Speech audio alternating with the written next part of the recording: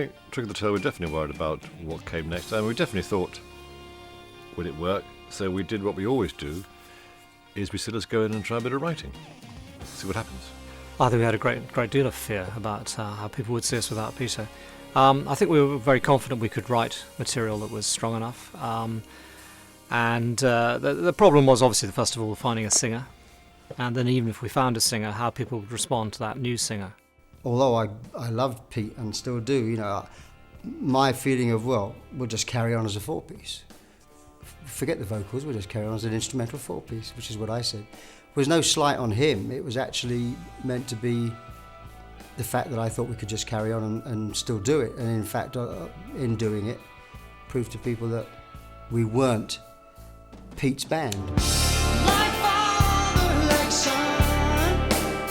Well, I think initially what happened was that, you know, we sort of thought at a certain point that Phil could probably sing some of the songs. He'd done obviously done things like More Fool Me and done a lot of backup singing to Pete on various songs prior.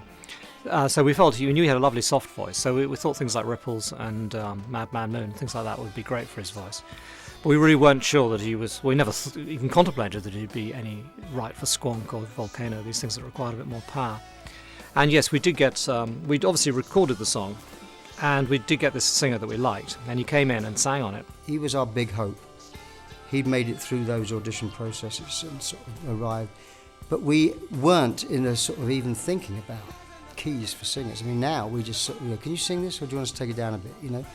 And you think about it, but we didn't think about it then. Such was our contempt for the vocals. But so we laid down all the backing tracks and invited this guy in to sing.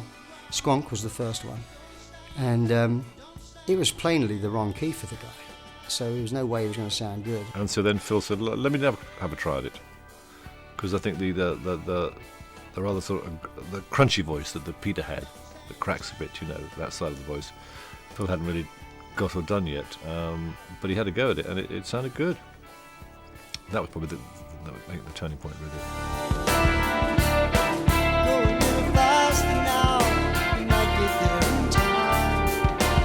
I think after years of doing, The Artful Dodger and being trained as a child actor and all that kind of stuff, I think that he had the idea in his younger days that being a drummer was a much more respectable gig. And he probably wouldn't have come forward as the lead singer if Peter hadn't left. But then, you know, in the old days, Pete and Phil used to twin vocals a lot of the time, and it used to sound like a kind of automatic double track, because they had a similar kind of edge to their voices. I mean, different singers, of course, both very soulful in different ways. But I don't know, I'm just very glad it happened, frankly. They got no horns and they got no tail. They don't even know of our existence. And then we went through the songs one by one, knocking them off, really. And we finished the album, I don't know how long it took, a couple of weeks probably, finished the album, and said, right, that's it. Now let's find a singer to go and take it on the road, you know. So we went again through a very half-hearted audition process. And really we didn't do it seriously. We just thought we'd find a singer, and then we realised once we started looking that we were just doing the same thing we'd just done. So my first wife, I believe, suggested, why don't you do it? And I kind of, the whole idea of coming out from behind the drum kit appalled me, really. But as I'd done the album, there didn't seem to be much alternative, so I suggested it to the guys. They weren't sure that if I could do it from a physical point of view, I think. They knew I could sing, but they didn't think I could maybe just do what singers do. And I didn't know if I'd find a drummer that I wouldn't be looking around and tutting at, you know. I think the fact that we've got Bill Bruford at that point, you know, was an important addition for us. So a drummer that Phil understood, you know, that knew and liked, and felt could do the job. So the kind of whole package sort of happened all in one go like that, really. I think it's pretty rare that a band has got that ability to be able to, as I say, within the ranks, have someone that could just follow on that professionally. It was just a lot of luck involved in it. That we had a singer who was good enough in the band to take over from Peter, and for that reason, I think the fans had no trouble, you know, considering Phil as the man. On your left and on your right, crosses are green, the crosses are blue. Your friends didn't make it through. I remember Trick of the Tail, we had a brief. We said, let's try and be a bit more instrumental. Because we thought, some of our strongest passages in the past, without Peter, were instrumental moments. But of course, as always, you have no control and it's a heavily vocal album. Through a crack in Mother Earth, blazing hot, the molten rock spills out over the land. Dance to Volcano was the most started off for day one when Mike, Phil and I were there, because Steve in fact was finishing off his solo album, and we came in the studio and we just started improvising, and what became the first part of Dance to Volcano came out of that. And I was at that moment, I felt, having come in with a little bit of trepidation, thinking, well, what's going to happen, how's it going to be without Pete and all that. We wrote that and I thought, this is great, I'm really excited by this, and I think it set us off in a really good direction. It kind of embodied all that Genesis did well, which was quite majestic, powerful stuff, interesting rhythms, good melodies. It's like an AR man, don't I? But it's actually, it did. I think Volcano really, the intro had a drama and excitement, and if you'd heard it, you'd kind of go, oh, what's that? That sounds great. That's an important track. I'm not sure the rest of it was always up to scratch, but the intro and the sort of first bit I thought was very strong. I came in perhaps with the most complete songs. Mike came in with sections, and as did Steve, and as it happened, the bits we used to sort of finish them off were my bits. So I ended up being credited on every track on this album, which was sort of like quite funny. But on a song like, for example, Entangled, which was Steve had come in with this really nice sort of guitar bit, and it happened to be in 3/4, and I had this chorus that was sort of hanging around. I hadn't got any home for it, which was in 3/4 as well.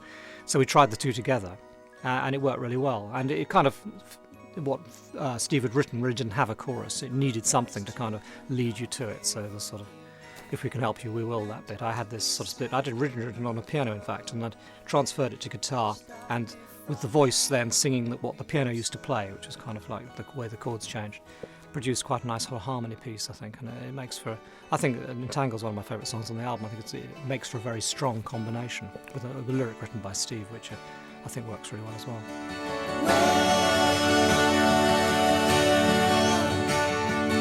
If we can help you, we will. What I used to do was probably throw in a few riffs and licks rather than whole songs.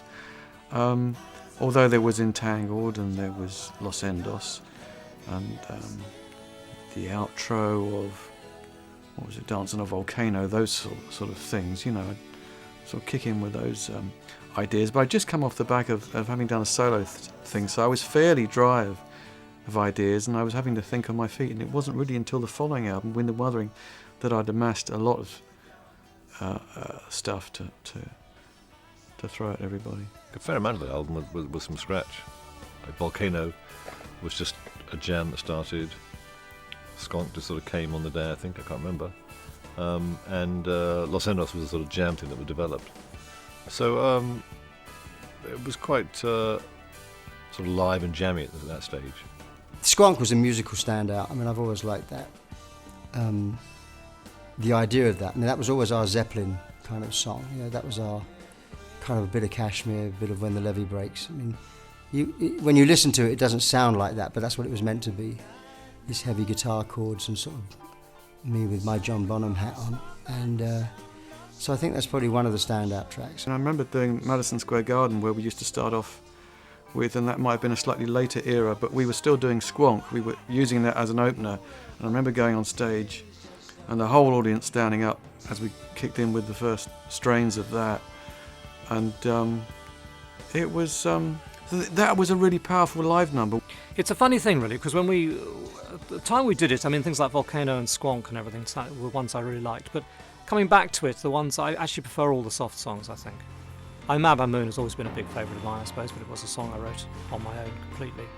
And, I was very pleased with some of the things. I mean, the middle is not played as well as it should be, But the verse parts and everything, it's just nice. The chord sequences, the chord changes and things, I was very pleased with them at the time, because they're sort of like, they're unusual, but then don't necessarily sound too unusual. And I think that's a good thing about a song. I don't want it to sound weird. I just want it to sort of be kind of, and it's very romantic, I suppose. And I think that works very well. Let me think what else. Well, Los Endos, I think it works very well. I mean, it certainly sounded a great live piece. It was great fun to play, and I felt it really rounded off the album well. It was kind of more my baby than anybody else's. I mean, obviously melodically, I'd say down, go back down, down, down, down, down, and Tony would sort of make sense of the humming it. And of course, it's become over the years, it's one of the long-lasting songs from that album because it was a great stage song. And then we reprised Squonk at the end of it because that was kind of gave the album a bit of a bookends feel. So that's always been one of my favourite things on the record, Los Endos. I think Los Endos, in a way, is quite a special track, and it's becoming more and more special in my mind as time goes on, actually, because not many bands do a sort of what I call a 7-minute instrumental with a sort of jazzy feel. And we're still playing it.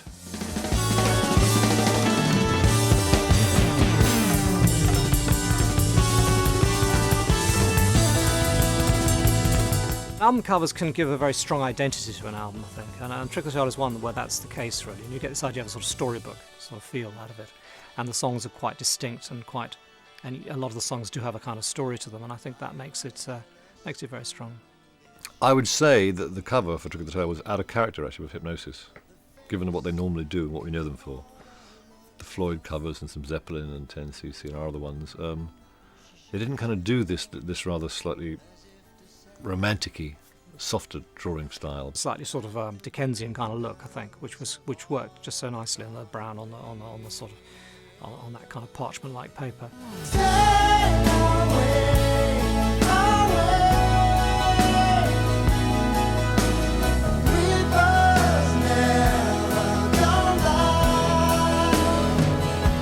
When it came out, I think it was a funny thing. There was a certain element of the public who really were quite glad to not have Pete there, because he's sort of made it kind of seems so strange, in some ways. But I mean, part of that I really like. But anyhow, there was a kind of some people who had a bit of trouble with Pete. It was a time to reassess, put it like that. And we're also lucky that at that particular period in time you didn't need a hit single, because obviously there's no hit single on this album. And I think a lot of the existing fans really liked it, and then we've got some new fans, and it just seemed to sort of take off, I suppose, really. I mean, I think the previous album having been a double album as well meant that this album had a chance, it was a bit easier for people to take in. And as you say, it starts very strong with Volcano. I think people put it on and think, yeah, that sounds fantastic. And then, with songs like sort of, obviously, like Entangled and Ripples, which have got very strong choruses, I think it works on a lot of levels. And then it did very well. And I think a lot of people had a reappraisal of Genesis too, actually. I think people who hadn't liked us heard a slightly different sound and gave us another chance. It felt great because the band was on the grow. We managed to survive the loss of our erstwhile lead singer, and Phil was doing a great job taking over. I mean, doing it in another kind of way. I mean, in a much less dressy, more kind of earthy kind of way.